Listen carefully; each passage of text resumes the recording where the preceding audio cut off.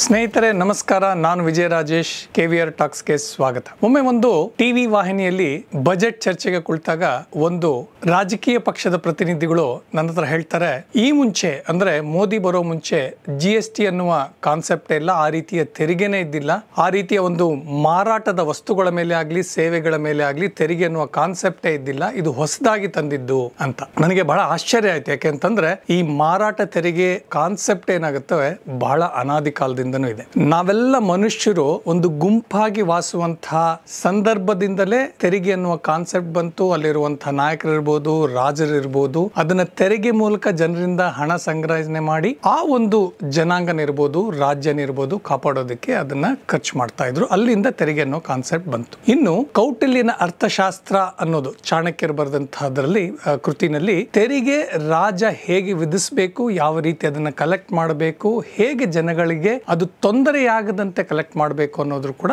ಉಲ್ಲೇಖ ಇದೆ. ಹಾಗಾಗಿ ಈ ತೆರಿಗೆ ಅನ್ನೋದು ಮತ್ತು ಮಾರಾಟ ತೆರಿಗೆ ಅನ್ನೋದು ಬಹಳ ಅನಾದಿ ಕಾಲದಿಂದಲೂ ಬಂದಿದೆ. ಮೊದಲು ತೆರಿಗೆ ಅನ್ನೋದೇನಾಗ್ತಾ ಇತ್ತಪ್ಪ ಅಂತಂದ್ರೆ, ಒಬ್ಬ ವ್ಯಕ್ತಿ ತಾನು ಹೊಂದಿದಂತಹ ಲ್ಯಾಂಡ್ ಮೇಲೆ ಅಂದ್ರೆ ಭೂಮಿಯ ಅಳತೆಯ ಆಧಾರದ ಮೇಲೆ ತೆರಿಗೆ ಕೊಡ್ತಾ ಇದ್ದ ಮತ್ತು ಕೃಷಿ ಉತ್ಪನ್ನ ಅಥವಾ ಎಷ್ಟು ಉತ್ಪನ್ನ ಮಾಡ್ತಾನೆ ಅನ್ನೋ ಆಧಾರದ ಮೇಲೆ ತೆರಿಗೆ ಕೊಡ್ತಾ ಇದ್ದ.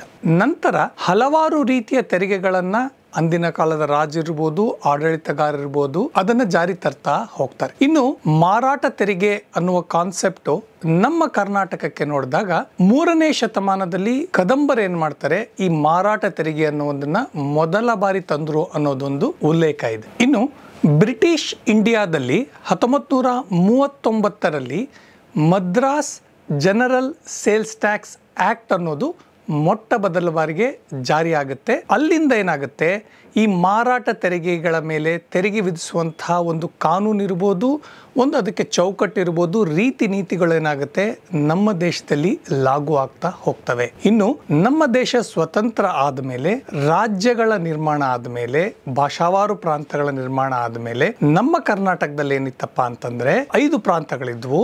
ಮೊದಲನೇದಾಗಿ ಮೈಸೂರು, ಕೂರ್ಗು, ಮಂಗಳೂರು, ಹೈದರಾಬಾದ್ ಕರ್ನಾಟಕ, ಬಾಂಬೆ ಕರ್ನಾಟಕ ಅಂತ ಪ್ರಾಂತಗಳಿದ್ವು.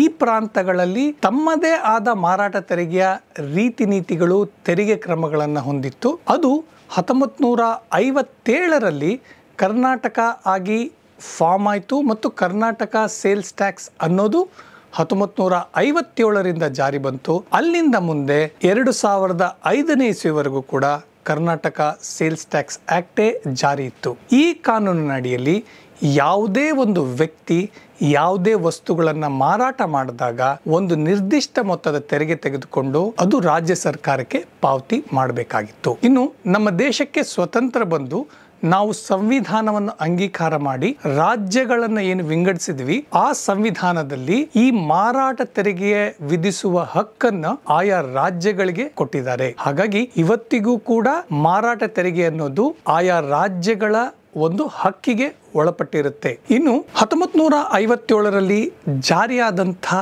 ಈ ಮಾರಾಟ ತೆರಿಗೆ ಕಾನೂನಲ್ಲಿ ಅವರು ಒಂದೊಂದಾಗಿ ಹಲವಾರು ಪದಾರ್ಥಗಳನ್ನ ಆ ತೆರಿಗೆ ವ್ಯಾಪ್ತಿಗೆ ಸೇರಿಸ್ತಾ ಹೋಗ್ತಾರೆ. ಇನ್ನು ಆಯಾ ರಾಜ್ಯಗಳು ಅವರಿಗೆ ಇರುವಂತಹ ಒಂದು ಹಕ್ಕಿನ ಆಧಾರದ ಮೇಲೆ ಪ್ರತಿಯೊಂದು ವಸ್ತುವಿಗೆ ತಮ್ಮದೇ ಆದ ತೆರಿಗೆ ದರಗಳನ್ನ ವಿಧಿಸ್ತಾ ಹೋಗ್ತಾರೆ. ಹಾಗಾಗಿ ಏನಿತ್ತಪ್ಪ ಅಂತಂದ್ರೆ, ಈ ಮಾರಾಟ ತೆರಿಗೆ ಕಾನೂನಿನ ಅಡಿಯಲ್ಲಿ ಒಂದು ರಾಜ್ಯದಲ್ಲಿ ಒಂದು ಪದಾರ್ಥಕ್ಕೆ ಒಂದು ತೆರಿಗೆ ಇತ್ತು, ಇನ್ನೊಂದು ರಾಜ್ಯದಲ್ಲಿ ಅದು ಬೇರೆ ರೀತಿಯ ತೆರಿಗೆ ಇತ್ತು. ಇನ್ನು ಮಾರಾಟ ತೆರಿಗೆ ಹೇಗೆ ವರ್ಕ್ ಆಗ್ತಾ ಇತ್ತಪ್ಪ ಅಂತಂದ್ರೆ, ಒಬ್ಬ ವ್ಯಕ್ತಿ ಮ್ಯಾನುಫ್ಯಾಕ್ಚರ್ ಮಾಡಬೇಕಾದ್ರೆ ಆತ ಏನು ಕಚ್ಚಾ ಪದಾರ್ಥಗಳನ್ನು ತೆಗೆದುಕೊಳ್ತಾನೆ ಅದಕ್ಕೆ ಮಾರಾಟ ತೆರಿಗೆ ಕೊಡ್ತಾ ಇದ್ದ. ಮತ್ತೆ ಆ ವ್ಯಕ್ತಿ ಏನೋ ಒಂದು ಪದಾರ್ಥವನ್ನು ತಯಾರು ಮಾಡಿದಾಗ ಅದನ್ನ ಮಾರಾಟ ಮಾಡಿದಾಗ ಮತ್ತೆ ಮಾರಾಟ ತೆರಿಗೆ ಆಗ್ತಾ ಇತ್ತು. ಹಾಗಾಗಿ ಒಬ್ಬ ಯಾರು ಅದನ್ನ ಕನ್ಸ್ಯೂಮ್ ಮಾಡ್ತಾರೆ, ಬಳಸ್ತಾರೆ, ಆ ವ್ಯಕ್ತಿಗೆ ಬರುವಷ್ಟರಲ್ಲಿ ಆ ಪದಾರ್ಥ ಹಲವಾರು ಬಾರಿ ತೆರಿಗೆಗೆ ವಿಧಿಸಲ್ಪಡ್ತಾ ಇತ್ತು. ಹಾಗಾಗಿ ಅದು ಆರ್ಟಿಫಿಷಿಯಲ್ ಆಗಿ ರೇಟ್ನ ಜಾಸ್ತಿ ಮಾಡ್ತಾ ಇತ್ತು. ಇದು ಒಂದು ಬಹಳ ದೊಡ್ಡ ಸಮಸ್ಯೆ ಆಗ್ತಾ ಇತ್ತು ಮಾರಾಟ ತೆರಿಗೆನಲ್ಲಿ. ಇನ್ನು ಬೇರೆ ಬೇರೆ ರಾಜ್ಯಗಳು ಅವರದೇ ಆದ ತೆರಿಗೆ ರೀತಿಗಳು, ತೆರಿಗೆ ದರಗಳು, ತೆರಿಗೆ ವಿನಾಯಿತಿಗಳು, ರಿಯಾಯಿತಿಗಳಂತಹ ಕಾನೂನುಗಳನ್ನು ಹೊಂದಿ ಒಬ್ಬ ವ್ಯಕ್ತಿ ಬೇರೆ ಬೇರೆ ರಾಜ್ಯಗಳಲ್ಲಿ ನಾನು ವ್ಯಾಪಾರ ಮಾಡಬೇಕು ಅಂತ ಅಂದಾಗ, ಅಥವಾ ಬೇರೆ ದೇಶದಿಂದ ಬಂದಂತಹ ಕಂಪನಿಗಳು ನಮ್ಮ ದೇಶದಲ್ಲಿ ಹಲವಾರು ರಾಜ್ಯಗಳಲ್ಲಿ ಅವರ ಸಂಸ್ಥೆಗಳನ್ನ ಸ್ಥಾಪಿಸಿ ವ್ಯಾಪಾರ ಮಾಡಬೇಕು ಅಂತ ಅಂದಾಗ ಬಹಳಷ್ಟು ಸವಾಲುಗಳನ್ನ ಇದು ತರ್ತಾ ಇತ್ತು. ಇನ್ನು ಮೂರನೇದಾಗಿ ನಮ್ಮ ದೇಶ ಬ್ರಿಕ್ಸ್ ಅಂತ ಇರ್ಬೋದು, ಸಾರ್ಕ್ ಅಂತ ಇರ್ಬೋದು, ಆ ರೀತಿಯ ಒಂದು ಹೊರದೇಶಗಳ ಜೊತೆ ಒಂದು ಒಕ್ಕೂಟದಲ್ಲಿ ನಾವು ಒಬ್ಬ ಭಾಗಿಯಾಗಿದ್ದೀವಿ ಮತ್ತು UNWTO ಅಂತ ಸಂಸ್ಥೆಗಳಲ್ಲಿ ಆಗುವಂತಹ ಟ್ರೀಟಿಗಳಿಗೆ ನಾವು ಸಿಗ್ನೆಟರಿಗಳಾಗಿದ್ದೀವಿ. ಇಲ್ಲಿ ಏನಾಗುತ್ತಪ್ಪ ಅಂತಂದ್ರೆ ಎಲ್ಲ ದೇಶಗಳು ಕುಳಿತು ಚರ್ಚೆ ಮಾಡ್ತಾರೆ. ಒಂದು ದೇಶದವರು ಇನ್ನೊಂದು ದೇಶದಲ್ಲಿ ವ್ಯಾಪಾರ ಮಾಡಬೇಕಾದ್ರೆ ಯಾವ ರೀತಿಯ ಒಂದು ಸರಳೀಕೃತ ತೆರಿಗೆ ವಿಧಾನಗಳಿರಬೇಕು ಮತ್ತು ಬಂಡವಾಳ ಹೂಡಿಕೆಗೆ ಅನುಕೂಲಕರವಾದ ಸ್ಥಿತಿಗಳಿರಬೇಕು ಮತ್ತು ಈಸ್ ಆಫ್ ಡೂಯಿಂಗ್, ಸುಲಭವಾಗಿ ವ್ಯಾಪಾರ ಮಾಡುವಂಥ ಒಂದು ಪರಿಸ್ಥಿತಿ ಇರಬೇಕು ಅನ್ನೋದನ್ನ ಒಬ್ರಿಗೊಬ್ರು ಚರ್ಚೆ ಮಾಡಿ ಮತ್ತು ಪ್ರತಿಯೊಂದು ದೇಶ ಕೂಡ ಪರಸ್ಪರವಾಗಿ ಒಪ್ಪಿಕೊಂಡು ಕಾನೂನುಗಳನ್ನು ರೂಪಿಸ್ತಾರೆ. ಇದು ಏನಾಗುತ್ತಪ್ಪ ಅಂತಂದ್ರೆ ನಮ್ಮ ದೇಶದಲ್ಲಿ ವಿದೇಶಿ ಬಂಡವಾಳ ಹೂಡಿಕೆಗೆ ಬಹಳ ಅನುಕೂಲ ಆಗುತ್ತೆ. ಇವೆಲ್ಲ ಕಾರಣಗಳಿಂದ ಏನಾಗುತ್ತಪ್ಪ ಅಂತಂದ್ರೆ ಮಾರಾಟ ತೆರಿಗೆ ಕಾನೂನು ಅನ್ನೋದೇನಾಗುತ್ತೆ ಕಾಲ ಕಾಲಕ್ಕೆ ಬದಲಾವಣೆ ಆಗ್ತಾ ಹೋಗುತ್ತೆ. ಇನ್ನು ಈ ಮಾರಾಟ ತೆರಿಗೆ ಅನ್ನೋದು ನೀವು ನೆನಪಿಟ್ಕೋಬೇಕು, ಇದು ಕೇವಲ ಪದಾರ್ಥಗಳು, ಸರಕುಗಳು ಅಂದ್ರೆ ಗೂಡ್ಸ್ ಮೇಲೆ ಮಾತ್ರ ವಿಧಿಸ್ತಾ ಇದ್ರು. ಇದು ರಾಜ್ಯದ ವ್ಯಾಪ್ತಿಗೆ ಬರ್ತಾ ಇತ್ತು.